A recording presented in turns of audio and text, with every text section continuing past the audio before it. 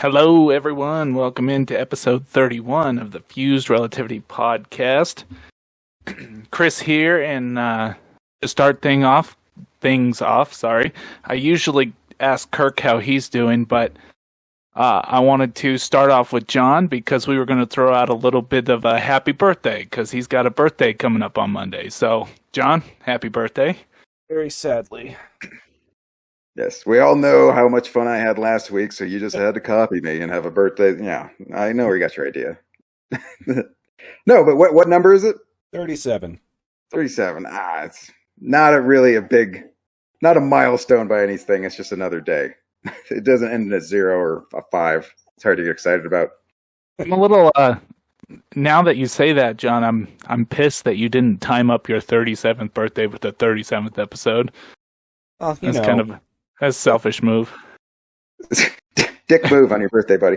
And by the way, we were thinking about we're gonna roast you, John, but we thought that was just way too much, so we just start with you. We would tan you, so because it would just be too much of a leap. So we're not gonna hear John, the other really white meat. You're not gonna hear that joke. We're not roasted. There's skin cancer looks at John and thinks, nah, too easy. I need more of a challenge. You're not going to hear. That's mean. And you got roast the other guy too. So I'm not going to say about Chris. Chris is known as the Greeley guy, not because he ever lived in Greeley, but because he smells like 50,000 cow farts. You're not going to, Pepe Le Pew didn't even hit on him. That's how bad Chris smells. Febreze bottles run out of the room. Okay, you're not going to hear that though, because we're not roasting. Like I wrote mean things and I had to say a couple of them. Okay. So happy birthday, John. Well, thank you. And I don't know how quick it is, but me and Kirk did send you an email, John. So whenever you want to check that, I don't know how quick it comes in. So check in just a second. Right. And I think for your birthday, we got you the present of not having you make us a cake for your own birthday because we can't animate. So you're welcome. Yes, we didn't ask.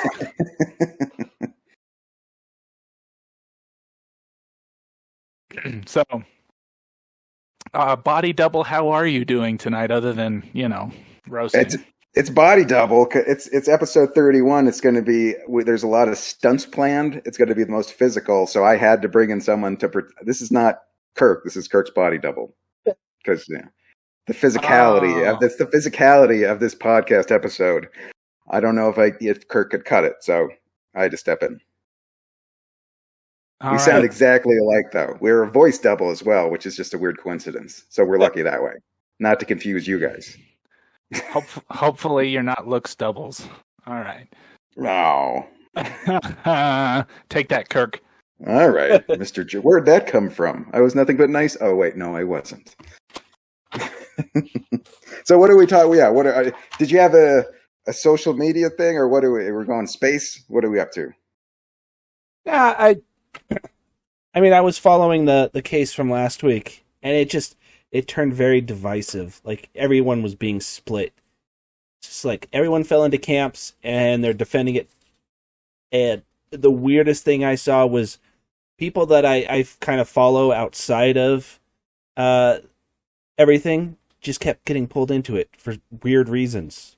It seems like it's like quicksand. It's like a tar pit. Yeah, it was just weird.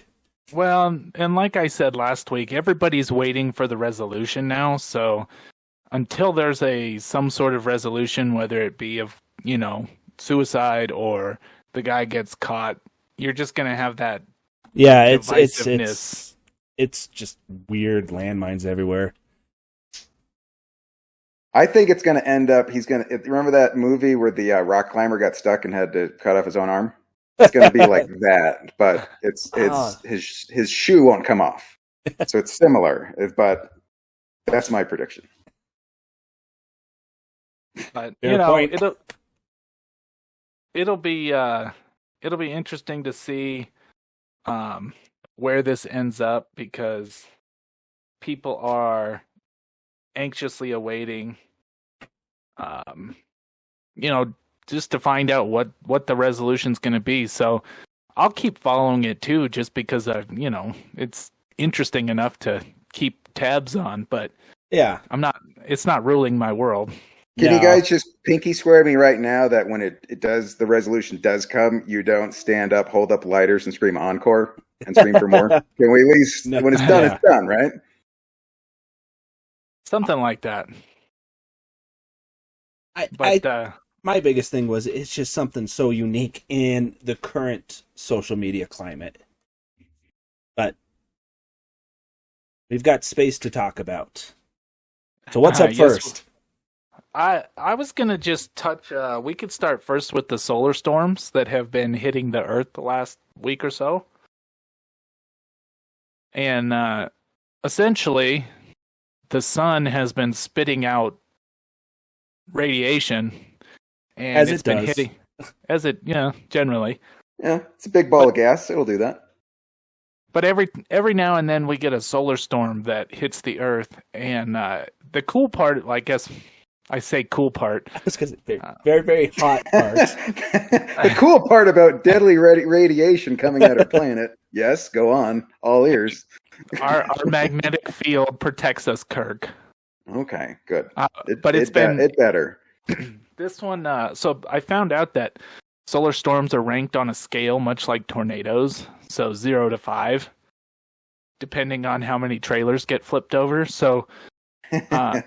This one was a class 2, so they're not too worried about it, and it's been creating some really cool aurora events across the Earth. Yeah, they over New York, Washington, and Wisconsin. Yeah, they're basically I saw a picture of it, and the whole top of the Earth was glowing green. Well, hey, John, John. Just real quick, is there a website that you could recommend where people could go check? Like, if you're not a space guy, you go check out the pictures and at least get interested in that way. Is there like a go-to sort of these are the best quality photo? Just NASA? Okay. I would assume NASA. I mean, NASA.gov. Space.com is also one that I frequent because they usually cover almost everything that you can think of. As you really? say that, just space.com. That's it. Yep. That's the site I managed to pull up when I typed in solar storm. It was the first one that came up, and it has I don't know. No, this is from the ISS, so this is an accurate picture of the auroras over the U.S. So yeah, I would probably go with space. The thing with NASA is NASA's going to be focused on its own stuff and pictures it procures. So from the Hubble, James Webb when it goes up, the ISS, stuff like that. Whereas you have space.com, which I'm assuming is going to aggregate everything they can get. So the European space agencies, everything. That's crazy because I just tried to go there. I hit spacebar.com and nothing. I think I screwed it up. Okay. Well, yeah, space.com, they generally have good content, and it's not, littered with ads and all that kind of stuff. So I generally like to go with those websites. So you talk about the storms and so there's some sort of almost like an ozone. There's some sort of layer that protects us from the radiation from the sun, or is there? And not to be like you call them, was it solar storms? Is what you call them? Yep. Is there sort of do we need a protective shield, sort of a storm window in space, so to speak, to kind of reflect it, or we're already protected with it? We're already protected for now. Well, we're good now. Earth has a magnetic field around it, Kirk. For now, which keeps out most of the radiation, which is why we can subsist the way we do. Mm-hmm. So essentially, as long as we have that magnetic field, we're protected. But if the storm gets crazy enough, like if it was a level 4, then it could potentially knock out power and cell phones here on Earth. Like satellites and wireless stuff, kind of disrupting that. Yeah, and it's just too strong for our magnetic field to keep it all away. So, and it's almost like a hurricane. There's not much to do to protect against it. It's just kind of like you can brace yourself. Nothing you can really do except hope it doesn't last too long, and then just kind of fix it afterwards. I'm assuming. And they're Well- only mildly predictable. Like the science kind of can say maybe there's going to be a solar storm, but they can't pinpoint it like a hurricane that they can, they go, okay, this hurricane's coming. Well, they don't really know about solar storms as much. Well, yeah, they're further away in space. Yeah, I mean, I guess that makes it's sense. just it's hard to predict the sun, and the sun's the one that's going to be producing the storm. So you're saying that song "Here Comes the Sun" is full of shit. That's So- what you're saying. Maybe the sun won't come. Here's a good example of what Chris was talking about. I'm reading straight from space.com, but one infamous 1859 geomagnetic storm known as the Carrington event disrupted Earth's magnetosphere so severely that telegraph wires burst into flames. What year is that? 1859. Oh wow, okay. So it has the potential to knock out power grids, Kirk. I can't tell you why, but I know it's got potential to do that. well, I mean, if it can set telegram poles on fire or wires on fire, yeah. Well, Yeah, and the power grid goes out. Like that's, I think 3 days if people don't have Wi-Fi and they can't order stuff from Amazon. I think it would be close to anarchy in the street if people would go outside again. well, and just power in general. That's probably the bigger thing is if there was no power, we're too accustomed to having power. Yeah, I mean, just refrigeration. I mean, food, and I mean, it's something simple as in summertime or just hot. AC. You know what I mean? I grew up in Arizona, so just that. There's months there like if your AC died and you were elderly and no one checked on you, it wasn't common for you to die that way. The other thing is, how would people be able to? We wouldn't be able to give the people the Fuzed Relativity podcast, and chaos would ensue in the streets. They would just be so distraught. Yeah, Well- that would really, the nation would mourn. They would, you remember when JFK was shot, where you were and where you were when the first Fused Relativity podcast was missed. Same level. Okay. You guys are on the podcast. You can't even go, maybe? Say- Come on, guys. You're Don't not think selling I the was show. alive for JFK though. All I can think of, Kirk, is the song, like the taps playing in my head right now, or whatever. The burn, burn, burn. Yeah. Mm-hmm. And then the rifles. 20 gun salute. Yep. Well, I was going to tack onto this just because I happened to be reading a story about it recently. The magnetosphere is currently flipping, or at least that's what they think it's doing. Like it's like the North- South Pole and the North Pole are like gonna flip. switching. Yep. They're flipping. The thing with that is no one knows when it's going to happen. No one knows how it's going to happen. No one knows what it's going to do, but there's a good chance that we lose magnetic protection while it's flipping. So while it's switching, that's no good. So then, Well- if there was a solar storm, it would be a horrible timing. Yeah. Which is also funny, John. Sorry to interrupt, but I thought about this a story that I read the other day about the sun. They've predicted when it's going to die off, and so naturally, I had to click on the article because the sun's dying off. Yeah, it said 1 billion years from now. So, Well, we can accurately predict within 1 or 2 billion years, plus or minus a few million. I missed it by 700 million. Big whoop. Ballpark. So I felt a little bit better about it because Yeah, I was like 1 billion years, not affecting me. So So I should buy next year's day planner, is what you're saying. yes, Okay. I would. Okay. I will support that. But no, that's the thing that I was reading, and it's just one of those things that if you actually sat there and thought about it, it's wild because it's like the true magnetic north is booking its way. I want to say it was moving at like 20 miles a year, something like that, and it's just picking up speed. Now the thought is, if it flips, is it like a 1 year thing and it's just or is it a 2-day thing where it just gains enough momentum and just flips? Or are we left without a magnetic sphere while it makes its slow progress across the entire world at, 40, 50 miles an hour? Yeah, what's going to happen to compasses? Can we start there? That's my first question. That would screw up compasses completely. Yeah. Like Y2K, they had to change all the computers over. Now they got to flip the everybody flip the compasses. Yeah. You need a new compass. North is no longer north. Point it to south. No, I can't. I'm a north guy. Always will be. And the other thing that was brought up was all the animals, because animals are, well, I shouldn't say all animals, but migrant animals use the magnetic fields for, location. Oh, that's terrible. The birds. All the birds flying north, and they're going to freeze. Yeah. Well, no, I'm trying to think about this. If they were south for the winter and they flew north for the summer, they'd be flying to South America, which, might be a bit of a different thing, but I don't think they would freeze. Well, but no, I'm saying like the birds that migrate south for the winter. Yeah.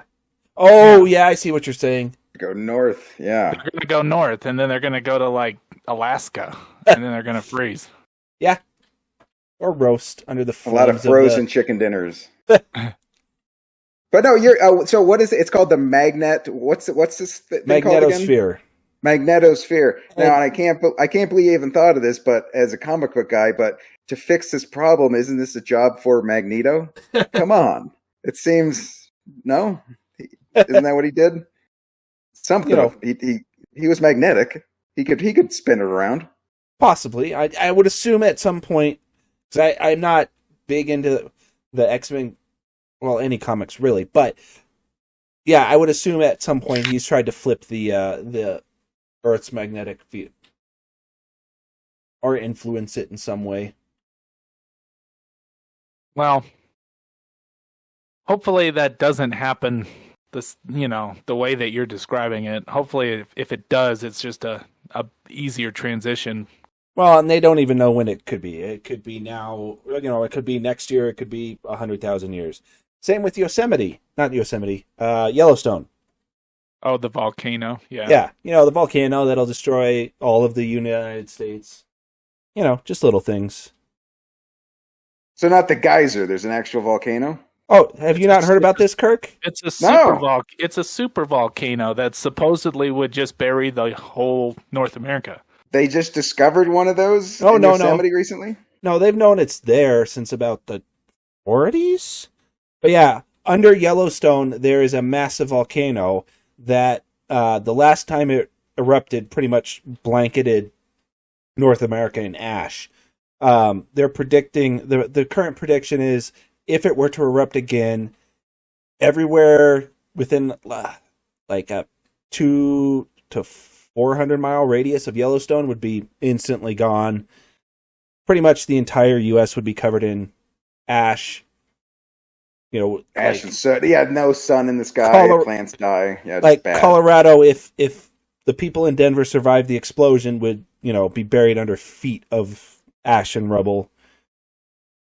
Like it's not pretty, but they're not expecting it to erupt anytime soon. It would be a bad day. There's no doubt about it. So, way to be all peppy on your birthday, buddy. I know. I was going to say that's the second time then the world will be destroyed this way. Let's just keep bringing up existential crises to think about.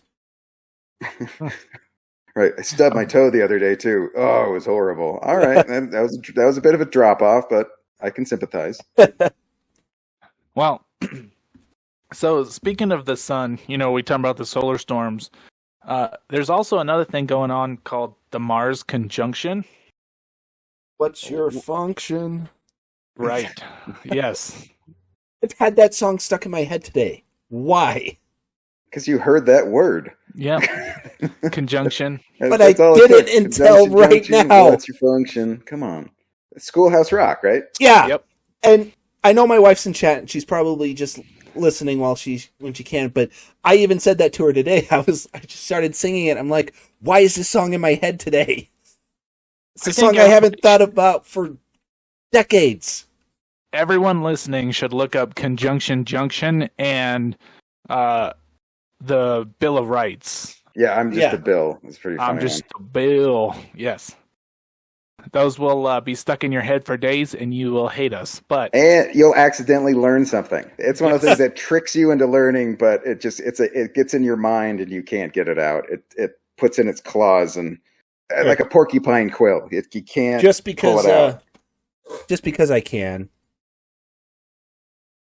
Boom. It is in. There we go. In the chat for everybody's displeasure. Viewing pleasure. Yes. I wonder if they still play that in school. Because I know for us it was like every year we got the whole. Yeah. Oh no, that was just PBS. It was just on PBS. Right. Yeah. Well, so unlike Schoolhouse Rock, the Mars conjunction essentially means that the sun is directly in between Mars and Earth. And because of this, NASA stopped all communication with the rovers and Ingenuity on Mars because they were worried about the sun essentially like corrupting their transmissions, and they were worried. Sense. They were worried that the robots would rise up, turn in, take over Mars. They would take out, the transmission would get corrupted, and they'd be doing drugs and.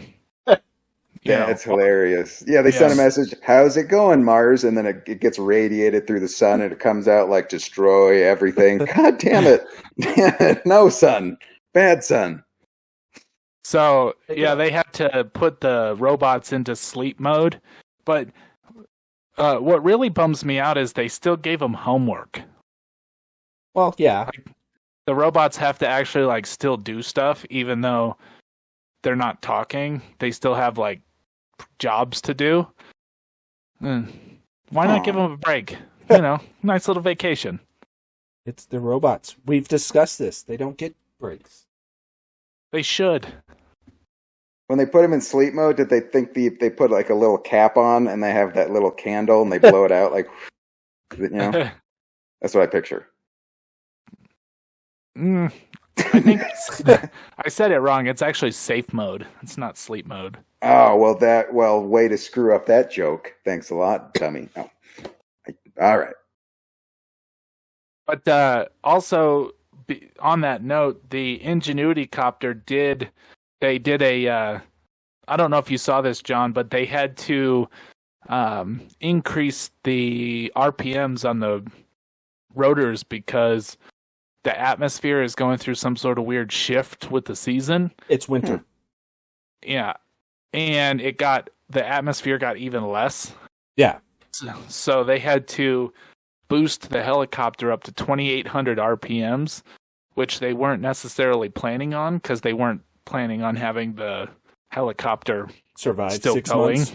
Yeah. It's well beyond its expectations. I was going to say that helicopter is about as old as this podcast now. Well, I mean, it's older, but it's functionally about as long as this podcast. It seemed like the scientists really undersold their expectations to not to be disappointed. You know what I mean? This thing is crushing what what was it, 3 months or something? No, it was expected? 2 flights. Yeah. And I think it was given 5. It was 5 flights was the max. But over 3 weeks. Right. See, that's the problem. That's the problem with helicopter parents. Hey-o, come on. Right. You made that joke the last time, Kirk. Did I? I don't remember that. We'll go to the videotape. John, bring it up. No. Okay. So they did get it to spin up to 2,800 RPMs, but they had to abort because of some anomaly that they haven't disclosed yet. But then they had to put it into safe mode. So we'll see how it does when it comes out. I'm assuming it'll be fine because the things, as we've stated, been crushing it. So yeah, but it's still only got a limited life cycle. And the fact that it's winter, which means it's going to be colder, which is also why the atmosphere thinned, if you think about it, because colder, it's going to freeze more the CO2 and everything, and it's just going to I would assume that's what it is. I don't know for sure. And I'd guess more things would be willing to break or snap. You know what I mean? Like metal or any tube or anything like that. And if it's that cold, wouldn't that be more likely than if it was too warm? Well, that's why they have it warming itself. It cuddles with the Perseverance rover. It's wearing a snuggie. They thought of everything. Those space guys.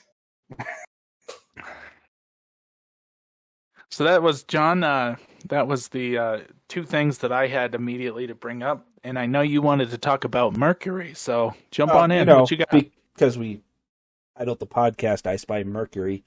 So this is something that I didn't even know was happening.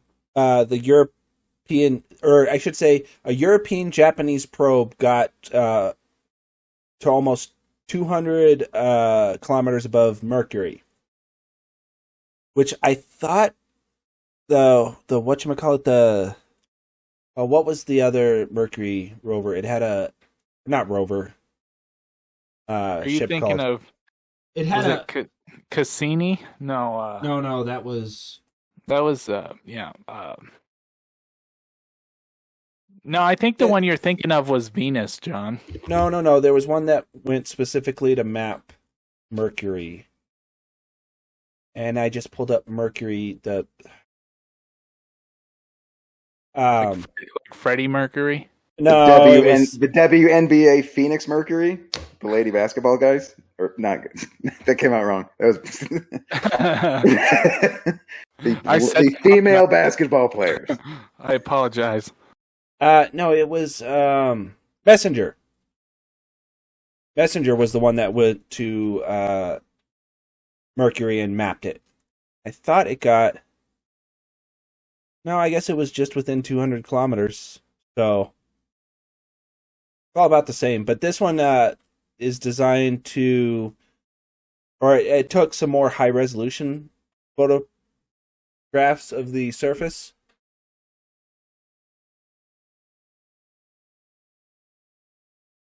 What did we learn anything from that? No, that's the thing. I was like, any nip slips? Anything? Well, see, and that was the thing, is I hadn't even heard of this satellite that was going down there. And it wasn't until I just saw the article pop up that it was like, oh yeah, here's... oh, it's 2 satellites. Okay. So just as some backstory, because I pulled up the Wikipedia page, because, like all things, Wikipedia is the answer. It looks like one of the satellites is going to actually get within 1,500 kilometers. That seems still far away. Yeah, that does. I wonder if the close approach is on one side, which would make sense. You want to stay with Mercury, you want to be facing the sun as little as possible and in Mercury's shadow for as long as possible. Well, Mercury's the closest planet to the sun, so we know it's really hot. Little hot. Yeah, you always want to park in the shade. That's where you yes. That's where you want to go. Yeah, I'm just because its approach was 200 kilometers, so I'm assuming that's where it's gonna sit. But it's got. I'm assuming at that distance, even the robot's like, it's really hot. Yeah. Yeah, unfortunately, like I said, I thought there was going to be more to this than... Meets the eye? Yeah. Transformers. All right. Yeah. No, it was just something that it popped up, and that's part of the reason why I wanted to talk about it was, like, with all these missions, this is something that, this is only, the 3rd mission to Mercury? Mariner, Messenger, and then, yeah. So this is the 3rd mission to Mercury. And me being, somewhat into space, have never heard of it. Probably because it wasn't an American Yeah, but still. mission. You know, it was a European Japanese joint venture. So I think, you know, a lot of that stuff we don't necessarily hear about as much. I mean, it But just launched 2 years ago. I know Or they 3 sent years. back. I think it sent back high-res images of Mercury. Yeah, it did. Well, this is saying possibly it was just a low-res black and white. Okay, well, still, it had. I saw the pictures, and it did have like a pretty good detail of the planet. Yeah. I mean, it's got, let's see. I mean, standard. Well, it's got gamma and neutron spectrometers. So it's got radiation detection. It's got a bunch of stuff, I'm assuming, to partially study Mercury and the sun at the same time. Which I still find a little bit funny because there's no way that we would ever be able to benefit Mercury. Like, that's weird to say, but there's just nothing for us. It's too hot. Well, you say that, but there is. I mean, granted, this is leaping farther into science fiction than, you know, most people gather. But if you look at, like, the sun is nothing more than a ton of, like, hydrogen and helium and fusion particles, which means that it is the largest source of hydrogen and helium in the galaxy. Would it not be feasible to mine the sun? No, it's too hot. To suck those gases out, to somehow use that, instead of drilling for oil under the sea, we're extracting helium from the sun. Yeah, I mean, it's I wouldn't say it's a trope that's talked about a lot in science fiction, because I can think of, there was a Doctor Who episode on it, maybe 2, on mining sun. Or maybe it wasn't Doctor Who. Maybe it was Stargate. I know Doctor Who had one. Well, I think just if I mean, helium, yes, it's funny. It makes your voice high and it blows up balloons. But I don't know. To me, like, if for the difficulty of getting it for what it's used for, doesn't add up. Deuterium. Unless helium does a lot of other stuff. Yeah. So, and that's the thing is, you have a giant ball of fusion in the sky, and we're trying to replicate fusion on Earth. You're going to need a lot of the same materials. Mainly being like... Nothing, like, seriously, nothing that we know of can withstand those temperatures. So, I guess I'm just thinking of it from a practical perspective. Well, and that's just futuristic one. Most of them, it's like protected by, I don't want to say force field, but essentially force fields. So yeah, no, it's. I'm just saying, like, if they discovered that under the crust of Mercury it was nothing but gold and platinum and titanium, they'd figure out a way to do it. Yeah, because to extract those. Because all you would have to do is potentially land on the not sun facing side of Mercury, drill a ton, and take off before it spins around. So I think it actually has, and I don't want to say I could be wrong, but I think it's your birthday. It wouldn't be your birthday. Come on, you can say it. I think it has a very slow, like, rotational time. Yeah, so the length of a day on Mercury is 58 days, 15 hours, and 30 minutes. So you could get a lot of mining done if you landed on, you know, the dark side and drilled for almost 2 months before you had to take... You'd have 2 months of drilling in the shade. Before you had to take off and head back towards Earth. All right. Well, if that's the case, then let's call Bruce Willis. Let's get it done. Well, and that's what I'm saying, is all these planets have the potential of having a ton of just rare elements, because the theory is a lot of the rare elements that are on Earth came from space. and it more importantly came from the fusion of the sun. And what better way to pick up, a ton of particles over the years as being the closest planet to the sun? I don't know if that made any sense. I was still stuck on Bruce Willis because hear me out, because he was in Die Hard, right? So Die Hard. Here's how hard he died. Even when he died, he came back as a ghost in that Sixth Sense movie. So even when he was dead, he was still there.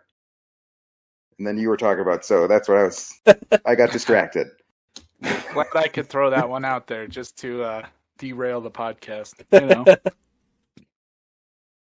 So, John, Mercury, we'll have to do a little more digging into that because in a future episode, I learned a lot about Jupiter today, and I'd like to talk about it, but it's just not on the docket today. So, let's do a little more digging and bring back up the Mercury, Jupiter. Let's do some more later, but right now let's talk about Jeff Bezos being a dick. What do you think? Well, it's a recurring segment, especially considering the report that came out from his Blue Origin employees. Exactly. So Kirk, this will tickle your funny bone. There was a report, an essay that came out from former employees of Blue Origin who said that Jeff Bezos was a dick. Didn't maintain safety hazard or standards, the same quality of working conditions that Amazon has. He transferred to Blue Origin. Duh. Can I say duh? I mean, because they talk about. I've heard people talk about white privilege. You think that's bad? How about massive billionaire privilege? I can't imagine you can. Who's going to tell that guy anything where he's going to listen? Well, he's just not. That's the funny part, because he's a big bald baby who's a dick. Correct me if I'm wrong, Chris, but in the in the thing, they even mentioned that like if anyone brought up any concerns to him during meetings, bye-bye. No, they weren't allowed to talk to him ever again. They had to go through someone else to ask the questions. Oh, it's like no eye contact, neither. No direct. So it's then he would get them to sign like further non-disclosure agreements so they couldn't talk about things, and essentially he just was so obsessed with being the leader of the space race. And look at him now. So essentially he's trying so hard to be the big guy on the market and the alpha space guy. Yes. Yeah. And Elon essentially is just like, whatever, man. I'm gonna do my thing. Catch me if you can. That seems like it's got to be his attitude, right? Like, yeah. Well, and that's just it. Like, he's setting the pace car. He's the pace car for sure. Amazon, because in the essay they were saying, "Oh, there's absolutely no way we would ever get on a rocket or one of Blue Origin's rockets and ride it. There's just way too much that could go wrong." And they cut corners and all this other stuff. And they were suing, in their letters of lawsuit, they were saying SpaceX was doing the exact same thing. It's always about projection with these people. What killed me the most, John, is they said that when Jeff Bezos flew up in his own ship into suborbital space, they said that all the employees were not excited for him. They were worried that the spaceship was going to fail. Yeah. Well, that's just it. If your core of engineers are worried that the rocket that they're sending, you up on could potentially explode, probably a good idea not to get on it. Yeah, listen to your engineers. I bet they know. Which doesn't bode well because William Shatner apparently signed up to go on the next flight for Blue Origin. So, which is a shame because if he waits a half a year, SpaceX is going to be doing 1,000-person trips with Starship in actual suborbital stuff. But can you imagine if they blow up Captain Kirk? Do you imagine how much nerd rage is going to be at that company? Imagine. They killed our captain. Get him, guys! Come on.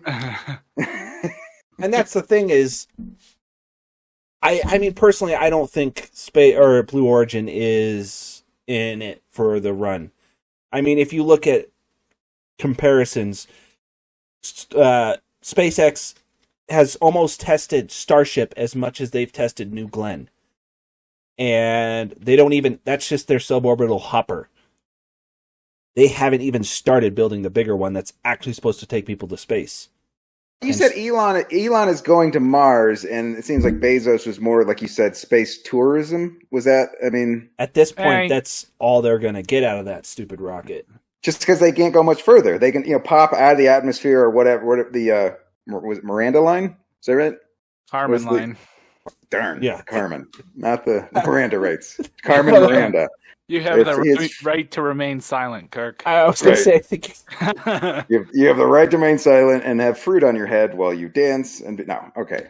I was combining way too many. Man, got it. Well, the whole point, too, was as I was reading that story, I was laughing because I says, if Jeff Bezos really was interested in going to Mars, you would think that he would be trying to learn rather than battle against, if that was the true case. But it seems like he's more interested in ego than he is trying to actually do anything. And so... Would that be the bigger man move? Oh, go ahead, keep going. Oh, I was just saying, like, he's putting an ice cream machine in his house, and Elon Musk is living in a tiny house. So, it's like, who's got the priorities correct? Right. Wouldn't the ultimate checking your ego and teaming up? Like, can you imagine if these two knuckleheads put their heads together and all of their billions? It seems, you know what I mean? Like, but no. At this point, Elon, with just his money, could do a whole lot more than Bezos ever could. Well, but as long as it's a race, I mean, it's good because... oh, no, I agree. It's always about push, if you got someone pushing you from the back, you're going to work harder than it, because I don't care how unegotistical someone is, you don't want to lose. I mean, you're in it to win it. So you might as well have a little bit of competition, which is what NASA didn't face for a long time. And look where they're at. Well, competitive fire. Right. If you don't have anybody pushing you, you can get lackadaisical, which is a total coach word. But yes. you think you're hot shit, and then you let rest on your laurels, and then somebody flies by you at 100 miles an hour. But John, on that note of Starship with Elon, I was going to bring up as well this evening that they are getting ready to do another test flight for the Starship. Well, not just a test flight, the test flight. Okay, so it's an orbital test flight of the Starship. Yeah, because they cryoproofed the Starship yesterday? It was 2 days. I was going to say, it was... Time is a bit wonky for me right now. Before you go too far, I was going to ask you, what was the big deal with these tiles falling off? Do you know? They're the heat shield tiles, so much like the shuttle... You don't want them falling off before you re-enter the Earth. Not that it would necessarily end up the same way, but they're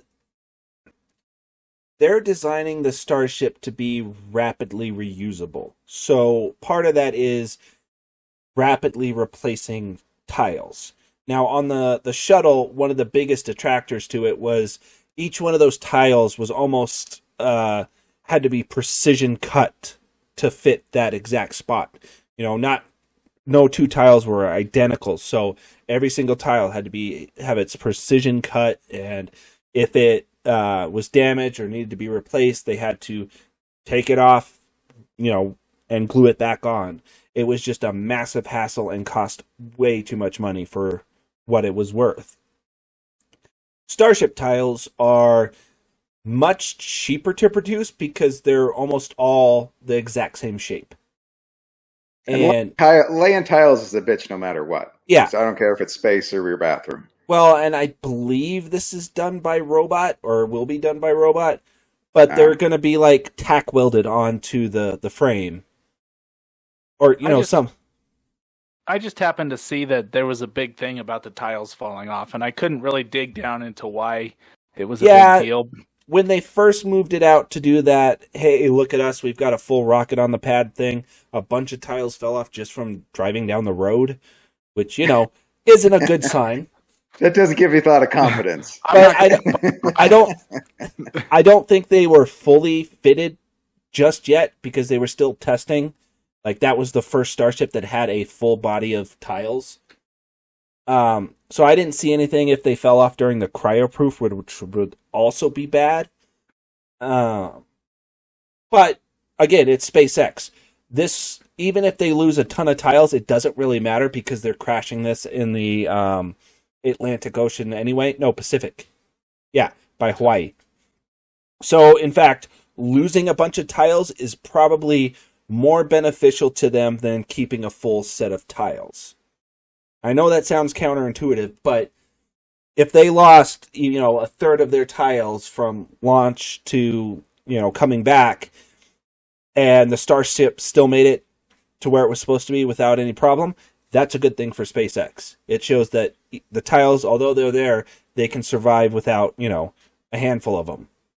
I'm still stuck on it. Lost tiles driving to the launch pad. Like, that's just well, we got past 22 miles an hour, so I'm like, wait, aren't we going to space? Yeah, probably go fast. Like, it's just that is a Flagan tug on the neck collar moment. Like, yeah, you don't want to be in the Tesla behind that one going, was that a space tile? Okay, no, abort. I'm not doing this. But that's the thing with NASA or anywhere else like that. This type of problem, they would want it completely 100% ironed out before it even rolled out to the pad. SpaceX is like, if this one doesn't work, we've got another one in the shed that's waiting to go. We'll fix it on the fly. We'll improvise. Yeah. Okay. Yeah, like if this tacking tile, if the way we tack the tiles to the Starship doesn't work this time, let's try something else. We'll try super glue next time instead of welding. They can rapidly change how they're doing it because they are just testing. These aren't flight articles yet. These are all just experimental crafts. And I went back and watched the SN. I watched 3 different ones. I watched 8, 10, and 11 of the Starships just to watch the launches. And it's kind of amazing how much progress they made between those because SN8, it blew up, Well, and that's the thing. They didn't. Because 8, 9, and... There was no 9. There was no 9. You know why? Because 7, 8, 9. Yeah. No, well, the first few, they made iterative changes, but most of them were already built before, 9 was almost built before... I think 9 and 10 were on the pad at the same time. But, they were producing them faster than they could test them. So there wasn't a whole lot they could change. I know they changed the header tank for... Was it 8 that got the header tank change? I mean, these were all this year, and it feels like it was, forever ago. But they made the iterative changes, but a lot of it just boiled down to software and, right fuel mixtures. Well, but 8 blew up. 9 or 10 almost made it, and then 11 landed. So it's you could see the progression. They got it nailed down. Now they're going for, was it 15? Well, and that's just it. 15 was supposed to not be the orbital one. 15 was supposed to be, hey, we fixed a bunch of stuff we found while we were testing the first batch, because there was supposed to be 12 through 14. But as soon as they landed 11, they were like, we're good.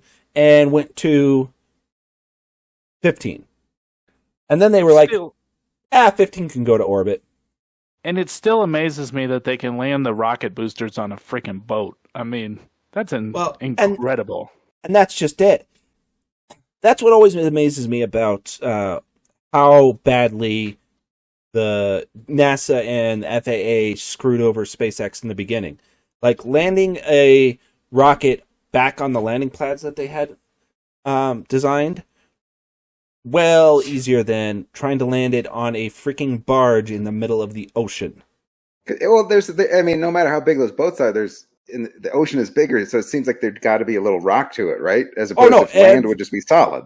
Well, and that's just it. They have self-correcting propulsion on those barges to kind of try and keep it level.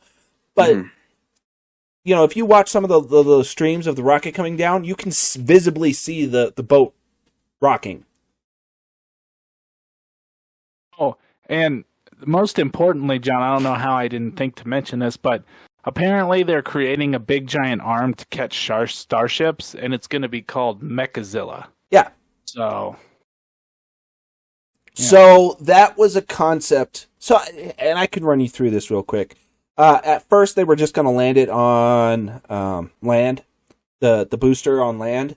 And then they're like, yeah, but then we need legs and all this other stuff. So they're like, well, what if we jokingly just caught the booster when it was trying to land back at the thing? And then they're like, yeah, nope, we're doing that.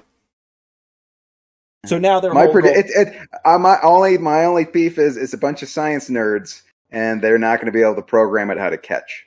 It's gonna botch the catch. It's gonna boot it, and it's gonna crush the rocket by accident. That's the thing, though. Is or counterpoint, Mothra will show up and wreck the whole thing. Or the arm just it doesn't want to catch rockets. It just wants to arm wrestle, and then it becomes a Sylvester Stallone movie over the top. Yes. Sorry, John, you were saying something. Oh no, I'm just saying, they have no idea. This could part of the thing with the Mechazilla was, yes, it's going to catch the booster, but it's also going to lift Starship up onto the booster, right? I believe so. Yes. Yeah, like they want it to be this multi-purpose. It's going to be the crane. It's going to be the catcher. It's going to be all of this. We got a whole baseball team all in one. Mechazilla. I'm going to be very curious to see what happens the first time they try and catch a booster. Because it's very possible they're going to try and catch the first one. Even though the original flight plan says they're just going to ditch it in the ocean. If they get Mechazilla up and going, they're going to try and catch it. I would almost guarantee it. Because there's a lot of people that are against boosters. Am I right? Okay, no. All I got to say is, it's got to be really fun to work at SpaceX. I know there's a lot of burnout and all that stuff, but when you could be like, hey, maybe we just make a giant arm to catch the booster, and then someone's like, you know what, that's not a bad idea. Let's give it a shot. Well, the fact that they ran with that is amazing. Well, they did shoot it down. That's my thing. My biggest compliment to SpaceX is they've kind of bucked this whole tradition of the lost cost fallacy. Like, they bought... they had bought... Bitcoin? Carbon fiber, carbon fiber tooling to build the boosters and everything out of carbon fiber. When I don't know who, I'm assuming it was some engineer was like, well, why don't we just use stainless steel? It's cheaper and we could build it way faster. And it vainly worked up the thing. And even though they had bought all the tooling and were getting ready to start production, they're like, yeah, you know what? Fuck it, we're going with stainless steel. And completely switched up the thing and went stainless steel. That's all because one of the beefs about companies, corporations, it seems like they get so big that fast, quick change becomes impossible because they have so many levels to go through. So the fact that they're that big and can still go, hey, there's a better way, let's do that. I'm with you. That is impressive. That's good to hear. Well, and just the fact they had bought all this equipment and then they were like, well, we could use steel. And the management was like, yep, you know what? Screw it. We'll figure out what we can do with the equipment, sell it or whatever, but we're switching. And then they went to tents in the middle of a Texas field. Well, technically swamp. But, yeah, it's just impressive that they have ditched this whole mentality of... This is the way we do it. It seems they kind of have more of a roll of the dice, fly from the seat of the pants, shoot from... Like, hey, if there's a better way, we'll just go that. Like, so it seems more... just less structured, more get shit done. Improvisational. Yeah. And there's, it's great to see, more companies should probably take some ideas from that and be like, hey, maybe sometimes you should listen to the little guy. He might have a good idea. Yeah, run it by the employees before you put something into practice and see what they think. The people that actually have to put it into practice. If they think it's a good idea, then you're on the right track. But at least ask them. Yeah. Well, John, I think it's that time. Maybe we've discussed a few things tonight, but I think we should discuss you pressing that button. Let's go see what's over on Kirk's Corner tonight. I do like... I need to clean up this animation some more, but... Oh, that cake is still there. Hey, no, it's not. No. Is that a 40? What is that? A generic plastic bottle. Just a generic... Okay. Well, it's a liquid. That's... Hey... It could be, you know what? I'm going to say it's water. That's as close as I'm going to get. It looks like hydrogen peroxide to me. I wouldn't drink when I made it, I was like, yeah, that definitely looks like hydrogen peroxide. Right. If I had a cut, I would put that and it would sting. Yeah. If you got bacteria on your insides, they're gone. Right. Unlike you who have bacteria on your outsides. Okay. All right. So, yeah, this week, Kirk's Corner, just sort of another, mixed nuts variety. And then I have two lists at the end. So just kind of a bunch of jokery. Have I used that already? Did I say joker? Okay. Well, I stand by that one. I'll say it again. Okay, so here it goes. Alaskan rappers have hypothermia men. Okay, come on, nothing. Okay, okay. I have a little beef. When parents have a gender reveal party, it's celebrated. When I have a gender reveal party, it's indecent exposure. What? That's a double standard. I don't like that. There will never be a cool rock song about driving a Prius. It just won't happen. Here's a local Colorado one. Indiana Jones retired in Boulder, Colorado. What? Why would he? I thought he was anti-Boulder. Okay. You say mustache. I say hair lip. Okay. A ship full of mints is so damn literal. Because it's a shipment. Okay. That was in a Hedberg vein. All right, you know what? I have a saltwater taffy aquarium, so the fish don't move very much. It's very thick. All right, two more, and then we're going to the list. I only buy chicken-free cages. Hashtag better than you. Hashtag smug life. Chicken-free cages. Okay. Also, that not only that, but I have a above-ground pool table. It's very fancy. And okay, here's the hot potato, risky game. Hot potato salad, much riskier. Okay, so that's just okay, so here comes the list. The first list. Have you guys been to Mount Rushmore, by the way? Have you guys been to Mount Rushmore? I have not either, but attendance is low, so I came up with ideas. This is aimed right at you guys. Ideas to boost attendance at Mount Rushmore, okay? So if they make these changes, it might actually entice you guys. You ready? You want to hear what I got? Got it. For it. All right. First one, randomly blow up one of the faces. Just don't tell any. And they're like, oh my God. And then we have to show up every day. They may do it again. Here's another. Apply lipstick to all the presidents and then have people vote on who looks most fierce. I don't know what that means. How about this? 2 words, funny hats. Like, come on, who would? Just a big propeller hat, or the helmet with the beer cans on Lincoln. Oh, I would go. I'd see that. I would. 2 more. Okay, so then you make the presidents members of the Kiss Army. At least you're getting the Kiss. The Kiss fans are going to show up. This one's a little odd. I say you plant shrubs in their noses, and then you hire presidential nose hair trimmers. And it's a little action, a little something for the people to watch instead of just staring at a rock all day. Okay, so that was my Mount Rushmore ideas. And the other idea I had, I was boxers, prize fighters. Boxers, these are bad boxer names. If you're thinking about becoming a boxer and entering the ring, do not choose one of these. Okay, you guys ready? Ding ding. Ready. Yeah. All right. First one, bad boxer name. The conscientious objector. But he's not tough. Blood Gusher Johnson. Francis. That's the spaghetti noodle. That's not a tough name at all. Not the real deal. That's not intimidating. The necrophiliac. That is going to be Tattletale Thomas. He's not. He's going to complain to the ref the whole time. See, the hemophiliac, and then the last bad boxer name would be the fetal position fighter. Okay, so don't choose any of those. So those were the list. Any what stuck out? Any comments? What stuck in your guys' craw? I don't think anything, Kirk. I mean, fetal position fighter. It's not, that guy doesn't. He's not going far. That's all I got to say. It's a defensive position. It's going to be tough to get him, but you don't have to worry about his offense too much. No. I like Tattletale Thomas. I just like, he's hitting me.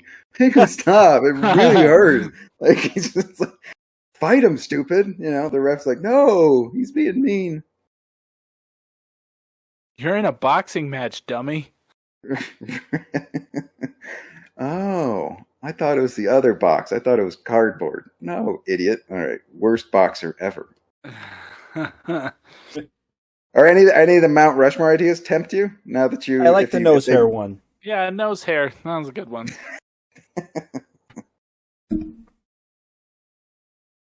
Well, John, I think let's go back to our wonderful podcast booth in the sky here, and let's go a little off topic.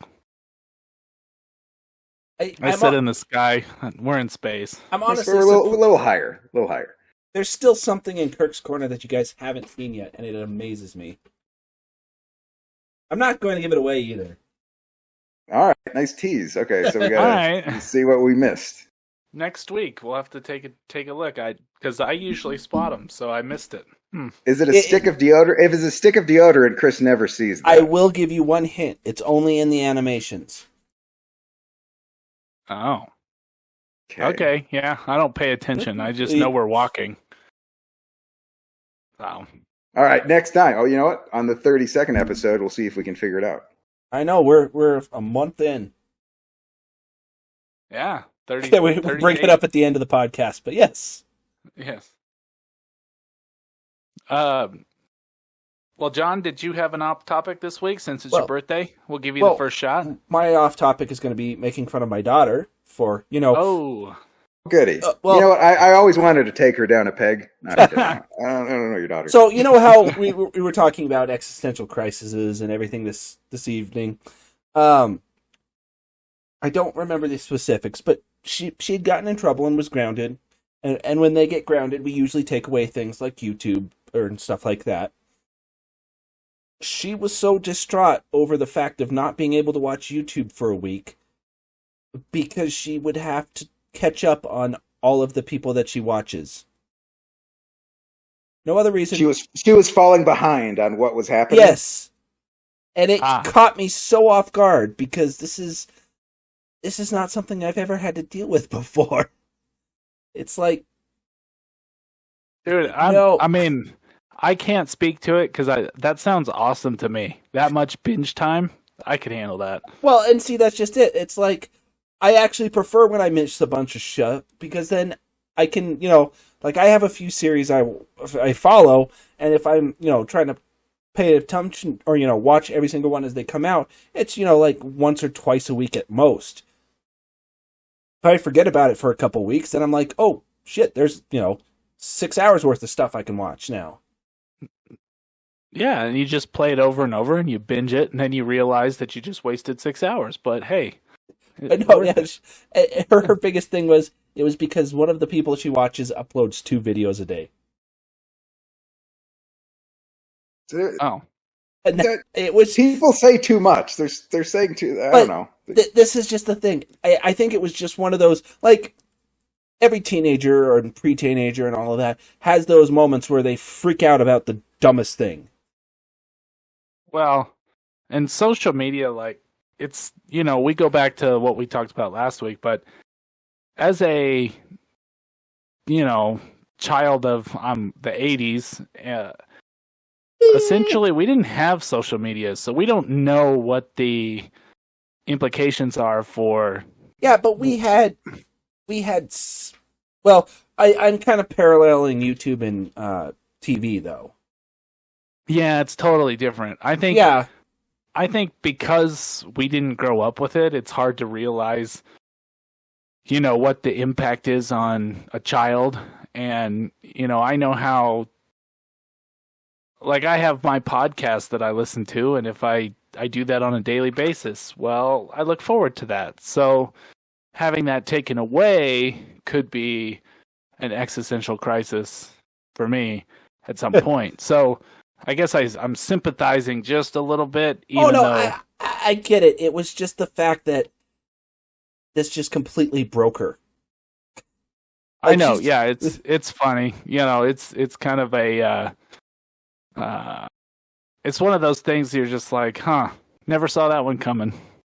It is funny though, because you remember Kirk wasn't here for this, but when we were talking about how we have that store and they earn coins to buy stuff, getting ungrounded has become one of the purchasable items now. Like get out of awesome. jail, out of jail free card. Yeah. Yeah, and that was the first thing. She's like, it was like, how much do I have to pay? And I was like, well, it's 10. And she's like, I have 7. I'm like, well, you better do something that needs 3. It's good motivation. Exactly.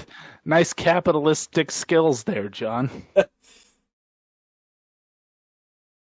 That was a shot. I know.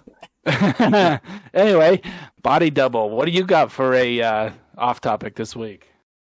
My off topic. I read a story about a 50-year-old construction worker in Turkey, and he woke up after a night of drinking, and people came to his house and they go, "Hey, we're joining a search party," and he's like, "All right, I'll join the search party." And then he heard people shout out the name, and it was his name. So this guy got drunk, wandered back to his place. His friends thought they didn't know he made it back to his house. They thought he was lost. So this guy was in a search party for himself, which seems like another existential crisis. Yeah, you got to find yourself. Yeah. Right. He was just wandering through he was wearing tie-dye. He was taking some hallucinogens. He was reading some poetry. He was trying. Really makes you think, doesn't it? Yeah, but just drunk guy. And how about the props of he was drinking late, but still hungover, decided, hey, I'll be in a search party. It didn't matter. It ended up being for himself. He was trying to help. Hey, good news is they found the guy. I mean, he was unhurt. Like big celebration, and then it happened all again the next day. It was a vicious cycle. First time, it's a happy ending. Third time, it's AA. Yeah. All right. Now we need an intervention. No more celebration parties when we find Bob. He loses himself every time. Look, the cake budget is killing us, people. Good story. I like that one. So yeah, do you got one? Yeah. So, with Op Topic, I really like to find the dumbest stories that I can possibly stumble across. And apparently there was some sort of like street vendor something going on in Wisconsin, and they were trying really hard to find something that got stolen, and it turned out to be a bronze statue of Humpty Dumpty on the toilet. Okay. They called it Dumpty Humpty. Of course they did. It was a statue? Yeah, it was a little bronze miniature statue of Humpty Dumpty sitting on the toilet. So apparently it got stolen at some point, and they said it was worth like $1,400. So, all the king's horses and all the king's men couldn't follow into the room after Humpty Dumpty was there. Yes. Well, because eggs, it's just a bad combo. John knows all about that. No, nothing. All right. No, come on, that was okay. I thought it was but Dumpty Humpty. I was pretty excited about that one because what a dumb story. Things I come across on my algorithm. How about that? Why, that sounds more positive than a stupid ice cream machine thing. At least, yeah. At least you got some, I don't know. That story made my cholesterol go up, so I'm upset. All right. Well, look at that, guys. We made it through episode 31. John, once again, happy birthday. Thank you. No, it's not for a couple days, but I don't know. Did you check your I email? did see it, yes. Okay. Yes, and thank you very much. You are welcome. Glad me and Kirk could hook you up. You are a big part of this podcast. Mostly the reason we have a podcast. So, yeah, small token. Thank you. Every beer he drinks becomes a pale ale. Okay. All right. I found one more. All right. That was a good one. You like that one? All right. That was a really good one. So yeah, we made it through episode 31, episode 32 next week. Look at that. We are cruising right along, guys. We are halfway through a year almost. It's crazy. Can't we just skip to episode 50 and then we'll go back to 32 later just to throw it off? No, because we'd never get back on track. You know that. All right. Yeah. All right. Numbers aren't our thing. All right. Bad idea. Yeah. So, well, for everybody, thanks for listening. We do appreciate it. And keep up with our content on YouTube. We are putting up at least one video, if not 2 to 3 a day. So do check us out and subscribe to all our channels. They're on the front of our podcast booth. And hopefully everybody has a good evening, and we will be back next week.